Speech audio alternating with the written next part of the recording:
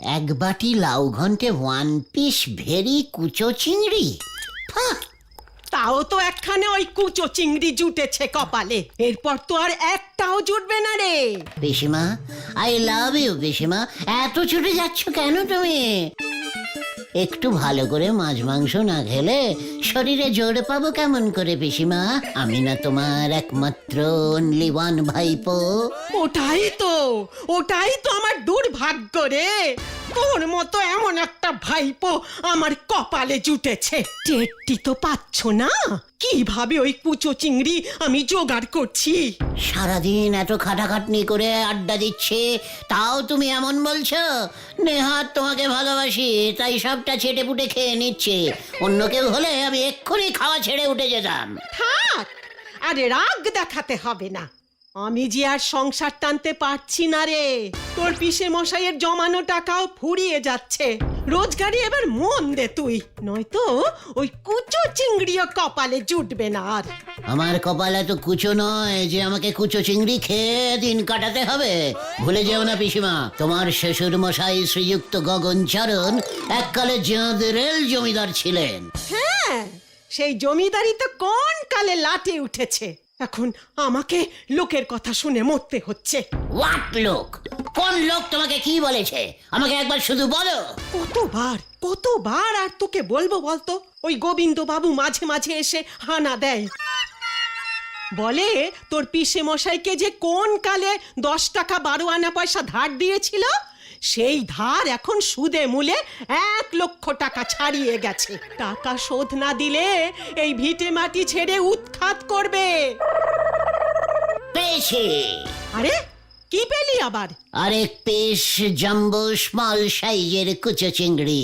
উড়ি হতচ্ছাড়া, লজ্জা তো তোর নেই জানি, কোনো ভয় ডরও কি নেই তোর? হোয়াট? একটা এত মিনি সাইজের কুচো চিংড়িকে ভয় পাবো কেন? মোরকট।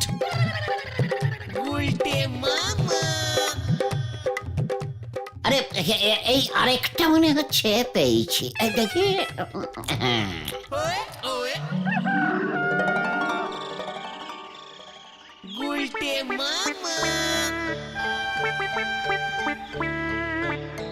আমরা কোথায় যাচ্ছি গো গুলটে মামা? সবসময় কোথাও যেতেই হবে এমন কোনো নিয়ম আছে নাকি? তাহলে আমরা হাঁটছি কেন? নিশ্চয়ই কারণ আছে। আরে সেটাই তো জানতে চাইছি। আমরা এখন চেকিং এ বেরিয়েছি। হঠাৎ চেকিং মানে? ওরে, আমি তোদের লিডার রে। আমরা এই গলদপুরের বুকে আড্ডা মেরে খাই। কিন্তু তাতে কি হলো? আর আমরা চেকিংটাই বা কি করছি গো গুলটে মামা? ওরে গলদপুরের বড় বলদ পাঁচু, আমাদের গলদপুরের লোকজন সুখে শান্তিতে বসবাস করিতেছে কিনা সেটা তো আমাদের মাঝে মাঝে চেকিং করার দায়িত্ব। সেটা ভুলে যাস না। চল। বুঝলি, অত সহজে লিডার হওয়া যায় না। চারপাশে সব খেয়াল রাখতে হয় তো নাকি? তারপর সেই টপিক গুলো নিয়ে আড্ডায় গভীর আলোচনা করতে হয়, তাহলে তো তোরা কিছু শিখতে পারবি রে।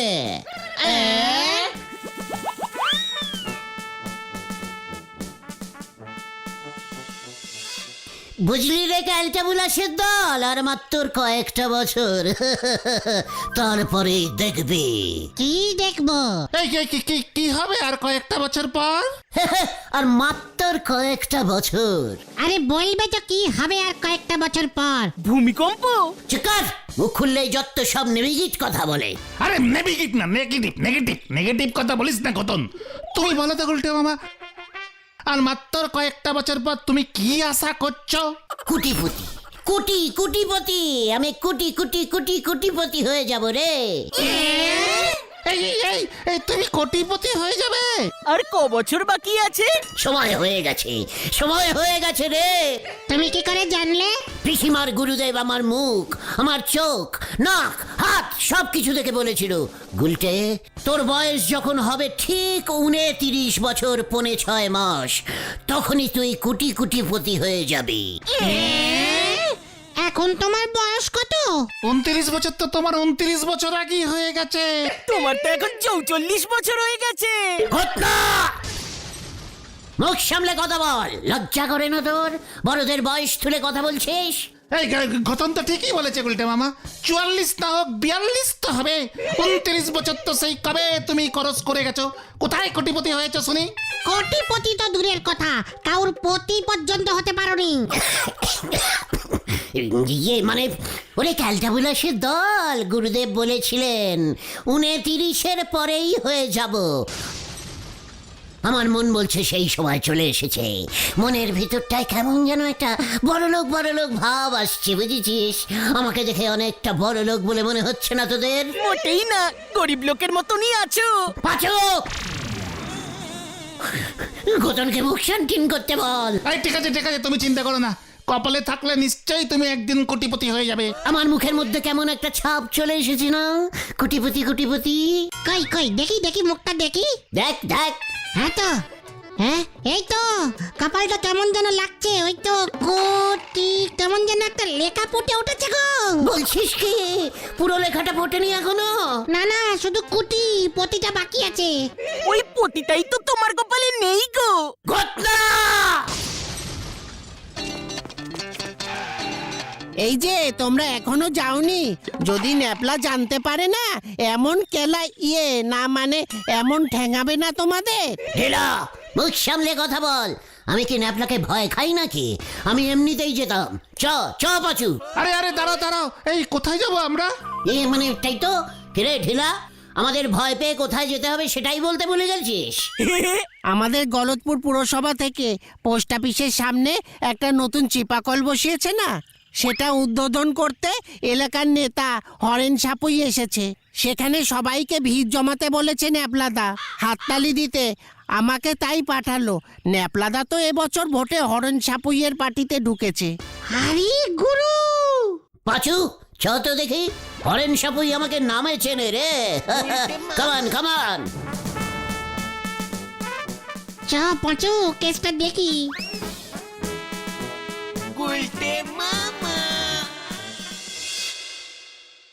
গলতপুর অঞ্চলের সমস্ত জল পিপাসু জনসাধারণের উদ্দেশ্যে এই টিউব কল আমি উৎসর্গ করিলাম।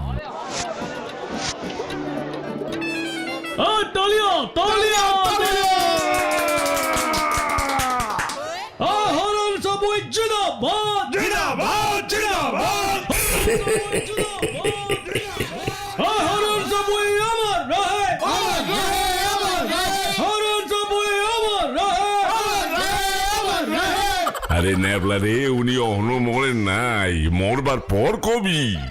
বলছি হরেন বাবু আমার কথা কিছু বলুন। বন্ধুগণ, এই সেই হলধর বাবু, গলতপুর পুরসভার হেড। উনি কিছুতেই এই গলতপুরে টিউবওয়েল বসাইতে চান না। আমি এই হরেন সাপুই ওনাকে জোর করিয়া টাকা বার করিয়া এই কল বসাইলাম। এসব কি বলছেন আপনি? আমি তো এসেছে রে।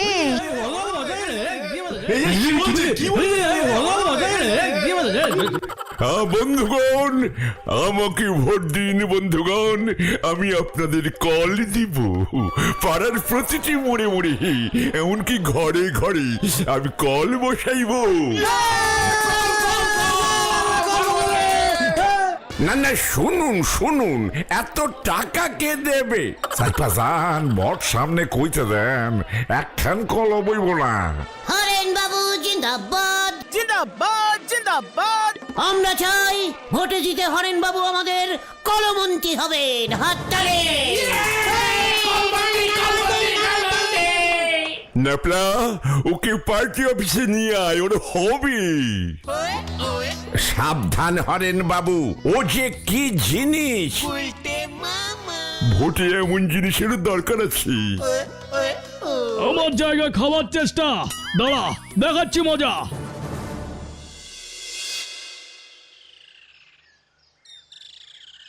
খুব চিন্তা হচ্ছে রে গুলটে মামার জন্য। কি যে দরকার ছিল যাবার।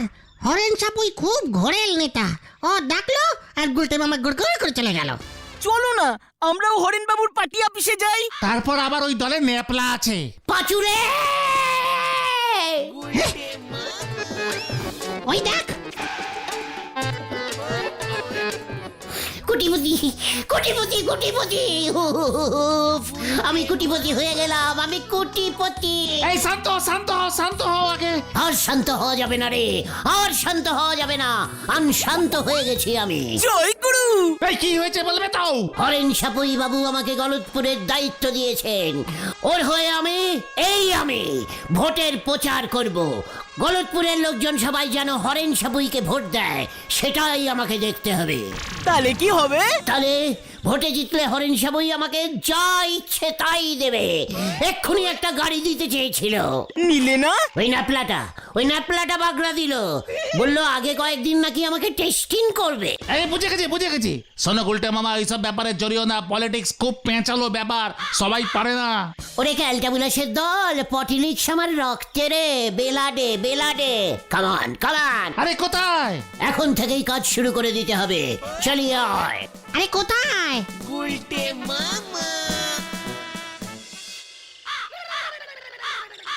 হরেন সাপুই বলে দিয়েছে আমার হাত দিয়েই সব খরচা হবে।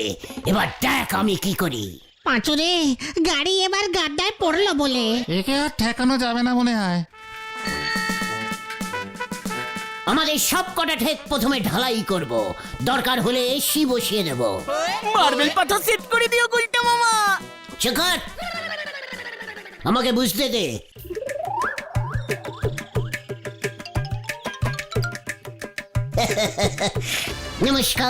নমস্কার চক্রবর্তীরা। হঠাৎ আমার নমস্কার করেছে। পটিলিক্স, সব পটিলিকিয়ান ব্যাপার। বলছি বাড়িতে কি কল বসাতে হবে? কস কি ফালতু কথা কন, এরা লোক পাইছ না।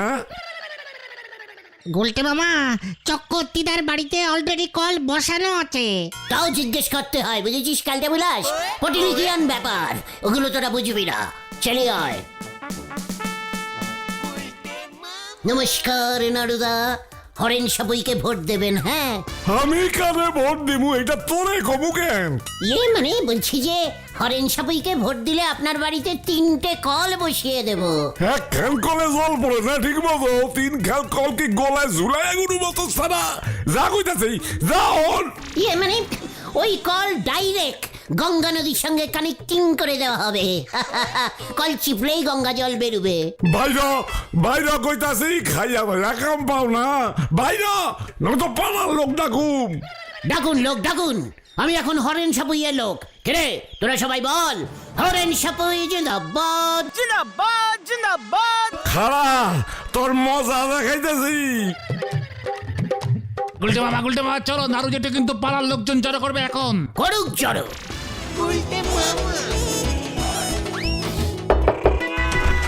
ভাইরা, নয়তো পালার লোক ডাকুম। তোর মজা দেখাইতেছি। হরেন সাপুইকে ভোট দিন।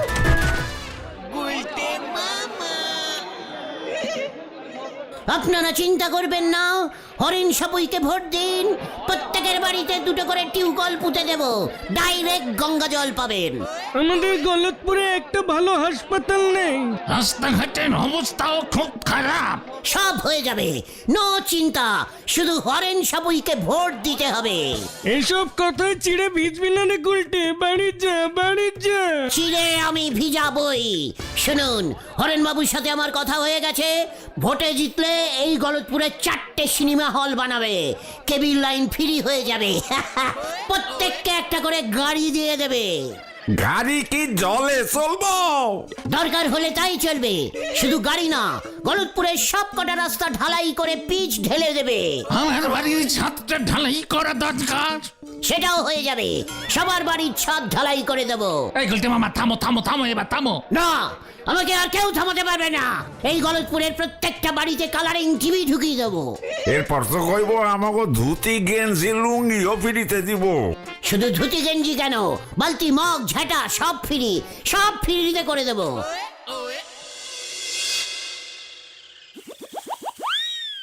হরেন্দা, আপনাকে কিন্তু ওই গুলটাটা জ্বলাবে। হ্যাঁ, কেন রে, কি করেছে ও? আরে আপনি নাকি ভোটে জিতলে প্রত্যেকটা বাড়িতে কল বসিয়ে দেবেন, কেবিল লাইন ফ্রি করে সবার ছাদ ঢালাই করে দেবেন, রাস্তাঘাট ঢালাই হয়ে যাবে, প্রত্যেকের বাড়িতে নাকি আপনি জলের কল বসিয়ে দেবেন, সেই কল দিয়ে নাকি গঙ্গা জল বেরোবে। ছেলেটাকে যতটা ভেবেছিলাম এখন তো দেখছি তার থেকেও অনেক বেশি। প্রতিশ্রুতিতে আমাকেও ছাড়িয়ে গেছে। ন্যাপলারে ওসবে কান দিস না, ভোটের বাজারে এমন বলতে হয়। শোন, ওই গুলটিকে ফান্ড থেকে 10,000 পাঠিয়ে দেই, ছেলেটা উৎসাহ পাবে। যাই দেখি নদে পাড়াটা একবার ঢু মেরে আসি। চপ বাবা, গুলটা তো আমার জায়গা খেয়ে নিচ্ছে। না না না, এক্ষুনি ওকে সরাতে হবে। গুলটে মামা, আগে তুমি নরাদার দোকানে শুধু একবেলাই চা খেতে, এখন কিন্তু সকাল বিকাল 2 বেলা হয়ে যাচ্ছে। তাও আবার ধারে। নরার চায়ের কেমন একটা নেশা ধরে গেছে, বুঝেছিস? তাই নরার চায় গলা না ভিজিয়ে আড্ডাটা তেমন জমে না। সবই তো বুঝলাম, কিন্তু মাঝে মাঝে নরাদাকেও তো টাকা পয়সা দিতে হবে বলো। ওরে গলদপুরের দরদি বলদগণ, নরাকে আমি ওয়ান টাইম চেকে সব পেমেন্ট করে দেবো। আগে ব্যাংক অ্যাকাউন্টটা তো খুলতে দে। কবে তুমি ব্যাংক অ্যাকাউন্ট খুলবে, তারপর তুমি নরাদার চায়ের ধার মেটাবে? নরা তো আর গলদপুর থেকে পালিয়ে যাচ্ছে না রে। শোনেন গুলটি বাবু, ভোটের পর যখন দেখবেন সবকিছু নবডঙ্কা, তখন কিন্তু মারো মাটিতে পৌঁছবে নে। চুপ কর নরা, তুই ভোটের কি বুঝিস? ভোটে একবার জিতলে তখন আর আমাকে পায় কে? আমাকে কেউ ধরতে পারবে নাকি? কেন? তখন তুমি কোথায় যাবে গুলটে মামা? ওরে ক্যালটা বুলাস, তখন তো ওই টোটাল গলদপুরটা আমার আন্ডারিং এ চলে যাবে। মা, মা গো মা, আমাদের তুলি দাও মা। তোকে এবার মা তুলেই নেবে নরা। কালি পরে ভোটে জিতলি আমার ধারগুলি শোধ করে দেবেন, এই আমি বলি রাখছি। হে, একটা কাজ মনে পড়ে গেল। চল পাচু ওঠ, হঠাৎ একটা কাজ মনে পড়ে গেল। হরেনবাবু আজকে হলধরদার সঙ্গে একটা মিটিং করতে বলেছিল। কোন কোন রাস্তা ঢালাই হবে তার একটা লিস্টি বানাতে হবে। চলে আয়, কামান কামান। এই যা, আসে কেন নরাদা? গেঞ্জি জটি না গায়ে, গ্রাম বুট পরিছে পায়, হরি বুল। কোটিপতি হওয়া আর কেউ আটকাতে পারবে না, আর কেউ আটকাতে পারবে না। এই গুলটে মামা, তুমি কিন্তু এই কোটিপতি হতে গিয়ে আরো বড় বিপদ ডেকে আনছো বলে দিলাম। শোন, বিপদের ভয়ে এই গুলটে গুহ খায় না, বুঝেছিস? গুলটে মামা খবর আছে। হোয়াট খবর? ন্যাপলাদা ডেকে পাঠিয়েছে তোমাকে। তোরা যা পাচু। মা ডাকলো তোমাকে, আর যাবো আমরা? ভয় খেয়ে গেছে। হোয়াট ভয়? ভয় নেই গুলটে মামা, ন্যাপলাদা তোমাকে 10,000 টাকা দেবে, হরেন সাপুই পাঠিয়েছে। দেখ তবে কে কাকে ভয় খেয়েছে। চল পাঁচু, এ তো সবে শুরু। 10, 20, 30 কোটি কোটি হাজার টাকা এখন আসবে। কামান কামান। কি যে হচ্ছে কে জানে।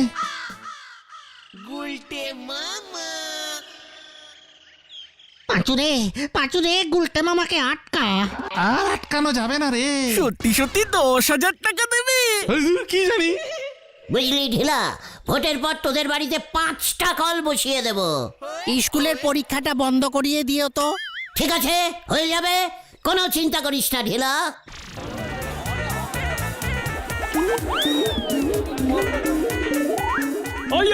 ওই যে মার ওটাকে, মার। বড় নেতা হবে, আমার জায়গা নেবে। হ্যাঁ, মার।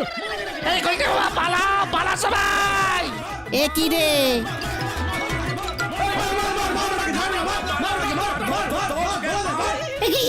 আমি পালাতে পারছি না কেন? ওরে বাবা, ও বাবা! ধর এটাকে। ওই, তুই আমার জায়গা খাবি? হ্যাঁ, গলতপুরের নেতা হবি। এই দেখ তবে। ওই ওরে বাবা রে, ও বাবা গো! ওরে বাবা রে! ধলাই কর ওটাকে। ওরে বাবা রে, এ কি রে? আমি কি করলাম? আমি তো কিছুই জানি না রে। ওরে বাবা!